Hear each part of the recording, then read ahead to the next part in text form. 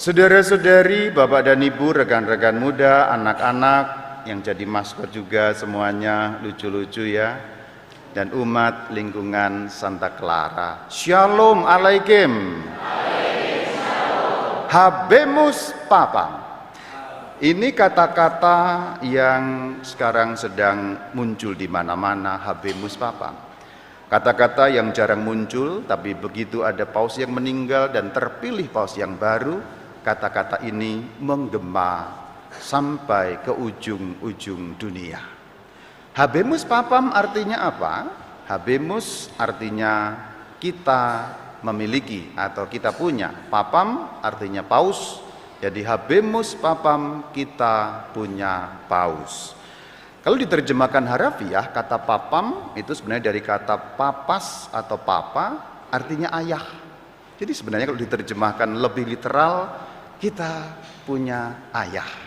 Sebab setiap paus dalam gereja Katolik adalah ayah atau papa spiritual bagi seluruh umat Katolik di atas muka bumi ini. Homili pada hari ini kita akan membahas mengenai Paus Roma yang baru saja terpilih. Kita punya paus atau lengkapnya kalau dalam bahasa Latin, Annuncio Vobis Gaudium Magnum Habemus Papam. Apa tadi? Kulo. Tenang aja, nggak usah ditirukan daripada kelipet-lipet lidahmu. Annuncio Vobis, Annuncio ku beritakan, Vobis untukmu. Gaudium artinya sukacita, Magnum besar. Annuncio Vobis Gaudium Magnum, ku kabarkan atau ku beritakan kepadamu sukacita yang besar. Disambung, Habemus Papam, kita punya paus. Kita mulai dari istilahnya, saudara-saudari. Ada banyak orang bertanya, kok namanya, kok istilahnya, kok paus? Apa hubungannya dengan hiu? Apa hubungannya dengan pari dan lain sebagainya? Tidak ada hubungannya. Ini hanya karena kesamaan bunyi. Yang dimaksud paus dalam hal ini bukan mamalia laut, atau seringkali secara salah kaprah disebut ikan paus, padahal bukan ikan, itu mamalia ya. Tidak ada hubungan dengan itu karena ini serapan dari bahasa Belanda paus. Tapi bahasa Belanda itu akarnya dari bahasa Latin, akarnya lebih jauh dari bahasa Yunani, papas atau papa. Harafiah berarti ayah. Bagaimana ceritanya sehingga pemimpin tertinggi dipanggil ayah? Karena kembali tadi bahwa itu menjadi ayah, menjadi bapak rohani bagi setiap umat di seluruh dunia, umat yang percaya kepada Yesus Kristus Tuhan.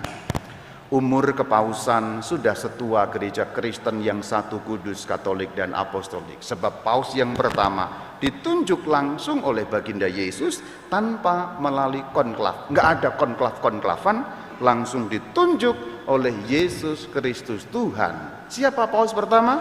Beliau adalah Rasul Petrus.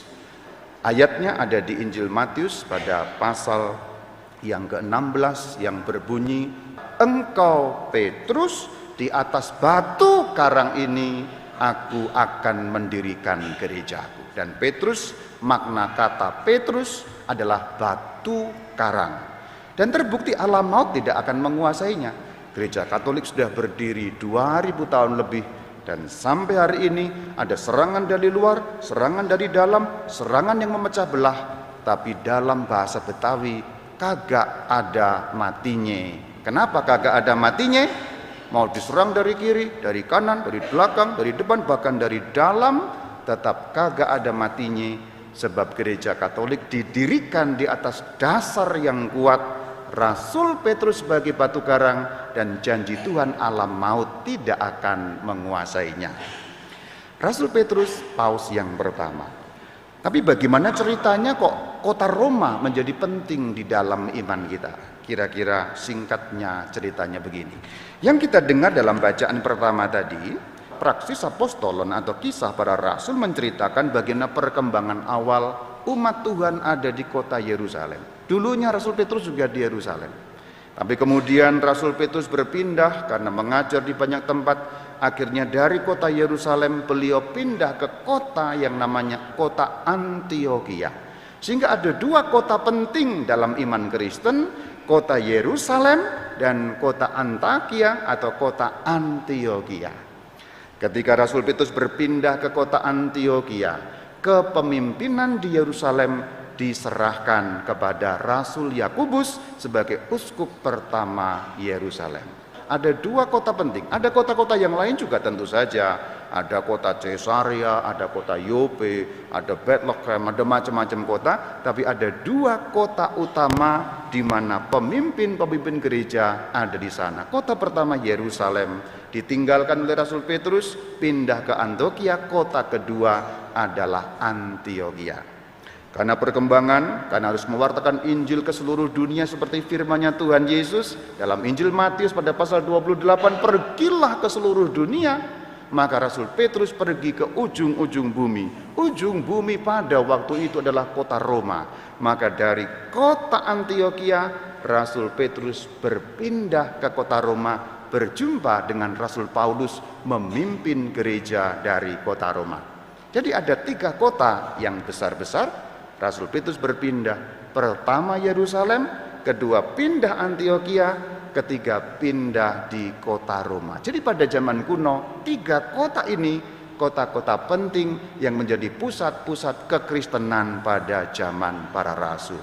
Kota Yerusalem, kota Antiokhia, dan kota Roma, di mana Rasul Petrus akhirnya wafat sebagai martir, gugur sebagai martir di kota Roma. Jadi kota Roma adalah kota terakhir yang menjadi tempat kepemimpinan Rasul Petrus. Beliau wafat di kota Roma sebagai martir dengan cara disalibkan kepalanya di bawah, disalibkan dengan cara salib terbalik. Itulah kenapa kalau kamu lihat video-video kemarin, para kardinal berkumpul, pemakaman Paus Fransiskus, lalu ada gambar salib terbalik di kota Roma atau di Vatikan, itu bukan lambang gereja setan, bukan. Ada banyak fitnah yang mengatakan Katolik ini gereja setan karena ada lambang salib terbalik. Bukan, ngawur.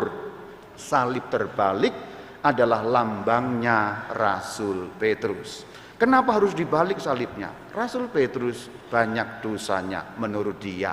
Kalau menurut ukuran kita orang suci, tapi menurut ukuran dia sendiri, dia banyak dosanya. Pernah juga dikatakan apa? Menyangkal Tuhan 3 kali. Bahkan pernah di kota Roma itu dia mau kabur, melarikan diri, pernah. Rasul Petrus pernah mau ngacir dalam satu peristiwa yang disebut sebagai peristiwa Domine Quo Vadis. Apa tadi? Kolo. Dalam peristiwa yang disebut sebagai peristiwa Domine Quo Vadis. Arti harafiahnya Tuhan mau pergi kemana? Cerita singkatnya demikian.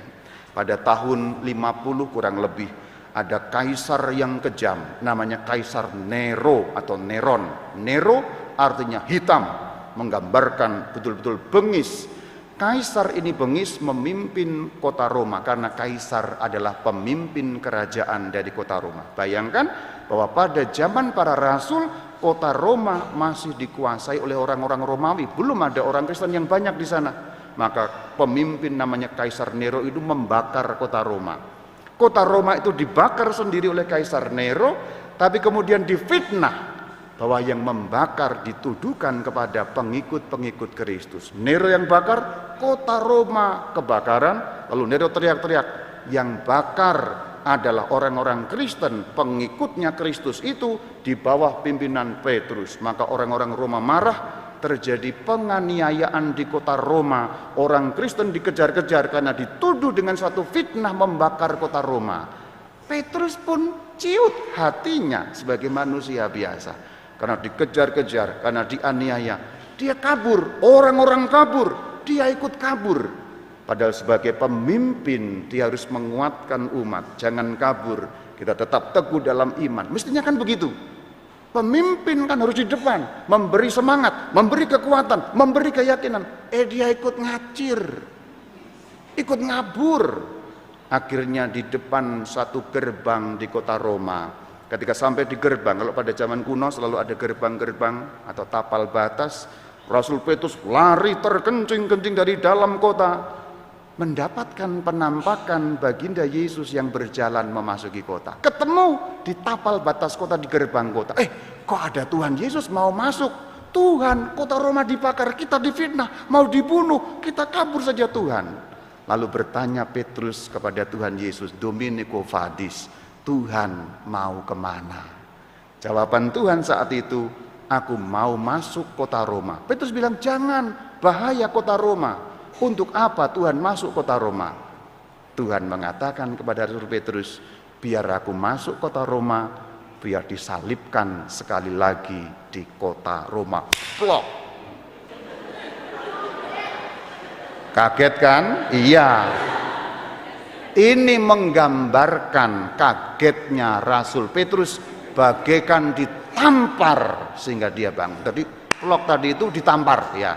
Bukan ditampar harafiah, tapi bagaikan dia ditampar.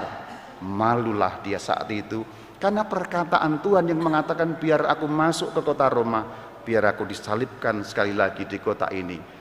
Bagaikan ditampar pipinya. Tidak ada yang menampar, tapi bagaikan ditampar. Dia lalu ingat, aku pemimpin, tidak sepatutnya aku kabur. Aku pemimpin, tidak sepatutnya meninggalkan kawanan domba yang dipercayakan Tuhan. Sebab Tuhan pernah bertanya 3 kali, apakah engkau mengasihi aku?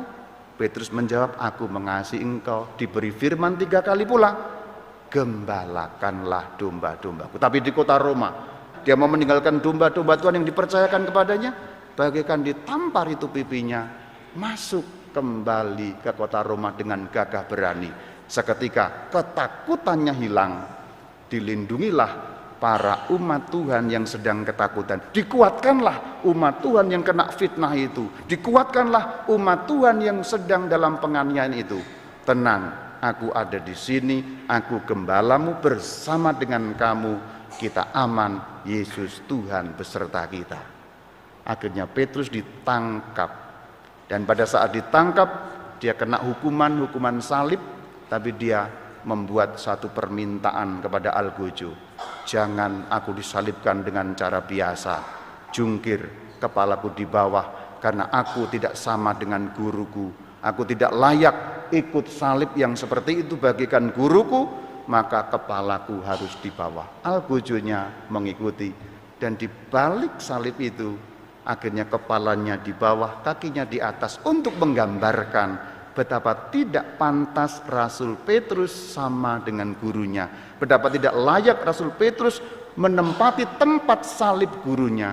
Maka sejarah salib dibalik itu adalah sejarah dari awal mula salibnya Rasul Petrus. Maka kalau suatu kali kamu ada foto-foto di kota Vatikan, di kota Roma, di gereja-gereja di Vatikan ada salib terbalik, lalu orang bilang itu salib setan, orang nggak ngerti sejarahnya, hanya asbun asal bunyi, asmong asal ngomong. Nah gitu ya, karena kita tahu sejarah dari awal mula seperti itu. Itulah sejarahnya kepausan. Nah kemudian ketika Rasul Petrus gugur sebagai martir, harus ada yang menggantikan. Kenapa begitu? Karena Rasul pada prinsipnya mesti ada yang menggantikan. Kita lihat ayatnya di dalam apa? Praksis Apostolon atau Kisah Para Rasul. Ketika Yudas mati gantung diri kemudian jatuh terbelah perutnya, berarti kan Rasul meninggal dunia meskipun itu pengkhianat, tapi perlu ada gantinya. Yudas digantikan siapa? Yudas digantikan oleh Rasul yang bernama Matias. Pada prinsipnya seperti itu. Kenapa Rasul harus digantikan? Karena firman-Nya Tuhan Yesus dalam Injil Matius 28 ayat 19 sampai 20, aku menyertai kamu senantiasa sampai akhir zaman. Jadi penyertaan Tuhan ini akan berlangsung sampai akhir zaman, tidak putus. Maka Rasul yang meninggal digantikan.